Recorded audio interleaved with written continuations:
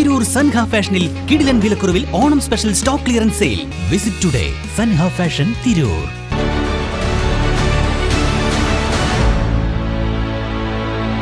നമസ്കാരം, news on ടൈമിലേക്ക് സ്വാഗതം. കല്യാണം ഇനി വേറെ level. Basid wedding mall, Basid arcade, Poongottukulam, Tirur.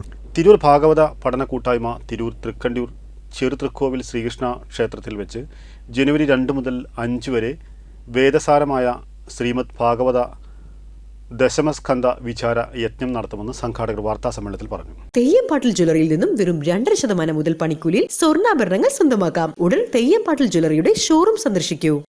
Hari ഓം, നമസ്തേ.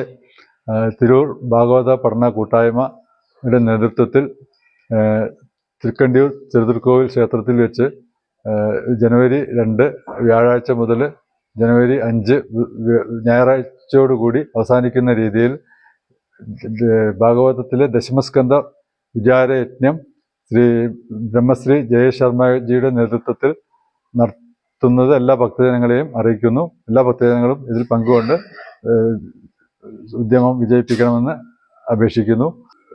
സാധാരണഗതിയിൽ 7 ദിവസം ആണ് സപ്താഹം എന്നുള്ള നിലയ്ക്കാണ് ഭാഗവത സപ്താഹം നടത്താറുള്ളത്.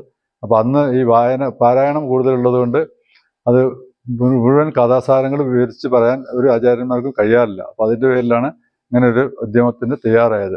ഈ ദശമസ്കന്ധം വിവരിക്കാൻ തന്നെ ഒരു 3-4 ദിവസം വേണ്ടി വരും. അപ്പോൾ അതിന് വേണ്ടിയിട്ടാണ് ഈ ദശമസ്കന്ധം മാത്രം പാരായണം കൂടാതെ ഈ വിവർത്തനം മാത്രമായിട്ട് വെച്ചിട്ടുള്ളത്. ഈ ഉദ്യമം നടത്താൻ വേണ്ടിയിട്ട് ഈ ക്ഷേത്രത്തിൽ സൗകര്യം ചെയ്തു തന്ന ക്ഷേത്ര കമ്മിറ്റി ഭാരവാഹികളോട് പ്രത്യേകം നന്ദി അറിയിച്ചുകൊള്ളുന്നു.